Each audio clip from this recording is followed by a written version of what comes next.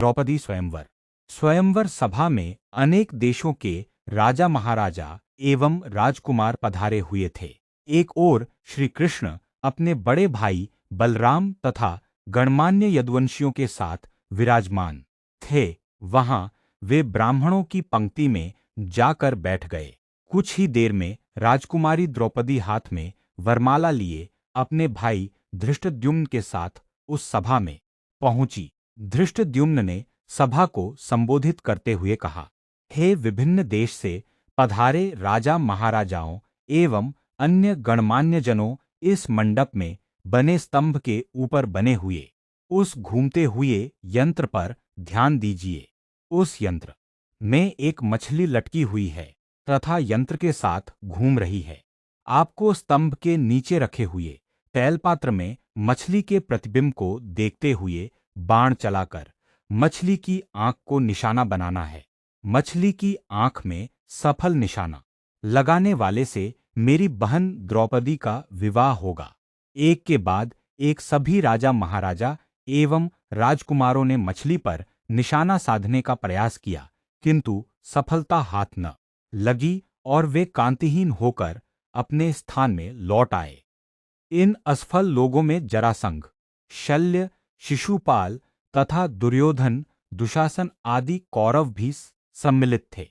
कौरवों के असफल होने पर दुर्योधन के परम मित्र कर्ण ने मछली को निशाना बनाने के लिए धनुष उठाया, किंतु उन्हें देखकर द्रौपदी बोल उठी, यह सूतपुत्र है, इसलिए मैं इसका वर्ण नहीं कर सकती। द्रौपदी के वचनों को सुनकर कर्ण ने लज्जित होकर धनुष बाण रख दिया। उसके पश्चात ब्राह्मणों की पंक्ति से उठकर अर्जुन ने निशाना लगाने के लिए धनुष उठा लिया। एक ब्राह्मण को राजकुमारी के स्वयंवर के लिए उद्यत देख वहां उपस्थित जनों को अत्यंत आश्चर्य हुआ, किंतु ब्राह्मणों के क्षत्रियों से अधिक श्रेष्ठ होने के कारण से उन्हें कोई रोक न सका। अर्जुन ने तैल पात्र में मछली के प्रतिबिंब को देखते हुए एक ही बाण से मछली की आंख को भेद दिया। द्रौपदी ने आगे बढ़कर अर्जुन के गले में वरमाला डाल दिया।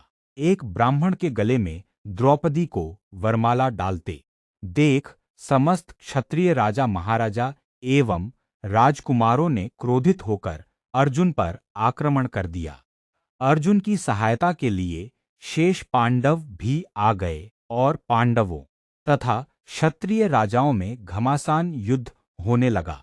श्री कृष्ण ने अर्जुन को पहले ही पहचान लिया था, इसलिए उन्होंने बीच बचाव करके युद्ध को शांत करा दिया। दुर्योधन ने भी अनुमान लगा लिया कि निशाना लगाने वाला अर्जुन ही रहा होगा और उसका साथ देने वाले शेष पांडव रहे होंगे।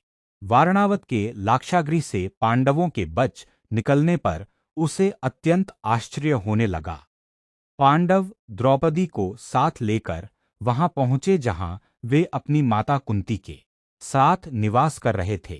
द्वार से ही अर्जुन ने पुकार कर अपनी माता से कहा, माते, आज हम लोग आपके लिए एक अद्भुत भिक्षा लेकर आए हैं। उस पर कुंती ने भीतर से ही कहा, पुत्रों, तुम लोग आपस में मिल बांट उसका उपभोग कर लो। बाद में यह ज्ञात होने पर कि भिक्षा वधु के रूप में है, कुंती को अत्यंत पश्चाताप हुआ, किंतु माता के वचनों को सत्य सिद्ध करने के लिए कुंती ने पांचों पांडवों को पति के रूप में स्वीकार कर लिया। पांडवों के द्रौपदी को साथ लेकर अपने निवास पर पहुंचने के कुछ काल पश्चात उनके पीछे पीछे कृष्ण भी वहां पर आ पहुंचे। कृष्ण ने अपनी बुआ कुंती के चरण स्पर्श करके आशीर्वाद प्राप्त किया और सभी पांडवों से गले मिले। औपचारिकताएं पूर्ण होने के पश्चात युधिष्ठिर ने कृष्ण से पूछा, हे द्वारिकाधीश, आपने हमारे इस अज्ञातवास में हमें पहचान कैसे लिया?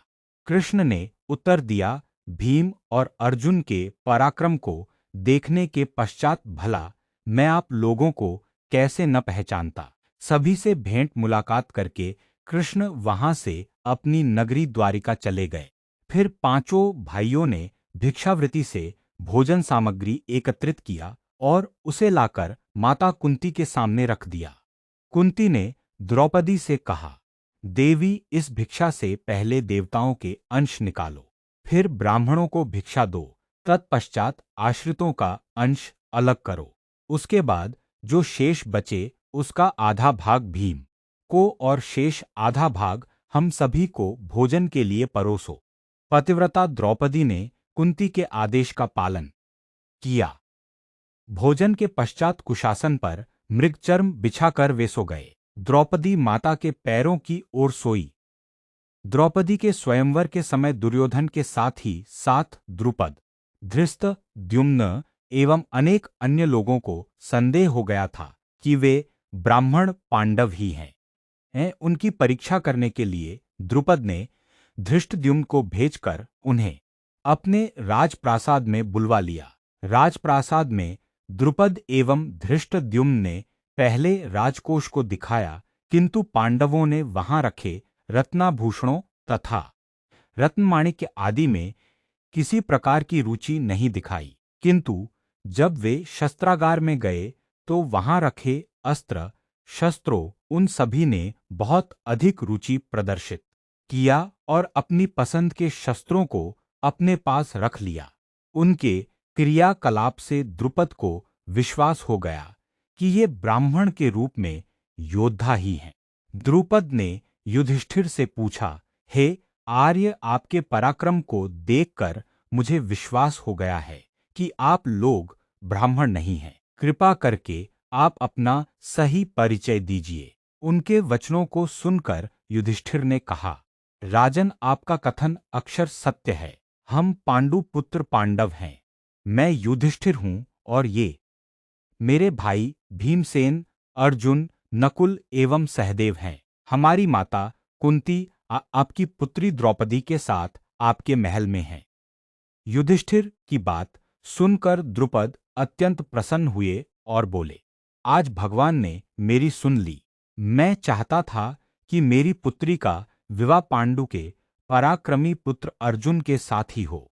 मैं आज ही अर्जुन और द्रौपदी के विधिवत विवाह का प्रबंध करता हूं।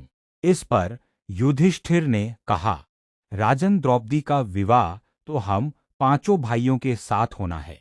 यह सुनकर द्रुपद आश्चर्यचकित हो गए और बोले, यह कैसे संभव है? एक पुरुष की अनेक पत्नियां अवश्य हो सकती हैं, किंतु एक स्त्री के 5 पति हों, ऐसा तो न कभी देखा गया है और न सुना ही गया है। युधिष्ठिर ने कहा, राजन, न तो मैं कभी मिथ्या भाषण करता हूं और न ही कोई कार्य धर्म या शास्त्र के विरुद्ध करता हूं। हमारी माता ने हम सभी भाइयों को द्रौपदी का उपभोग करने का आदेश दिया है और मैं माता की आज्ञा की अवहेलना कदापि नहीं कर सकता। इसी समय वहां पर वेदव्यास जी पधारे और उन्होंने द्रुपद को द्रौपदी के पूर्व जन्म में तपस्या से प्रसन्न होकर शंकर भगवान के द्वारा 5 पराक्रमी पति प्राप्त करने के वर देने की बात बताई।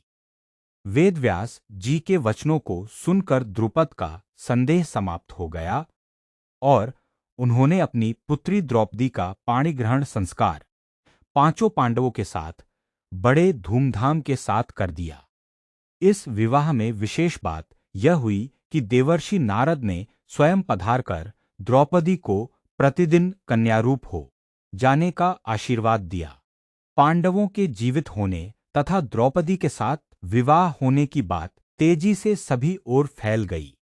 हस्तिनापुर में इस समाचार के मिलने पर दुर्योधन और उसके सहयोगियों के दुख का पारावार न रहा। वे पांडवों को उनका राज्य लौटाना नहीं चाहते थे, किंतु भीष्म, विदुर, द्रोण आदि के द्वारा धृतराष्ट्र को समझाने तथा दबाव डालने के कारण उन्हें पांडवों को राज्य का आधा हिस्सा देने के लिए विवश होना पड़ गया।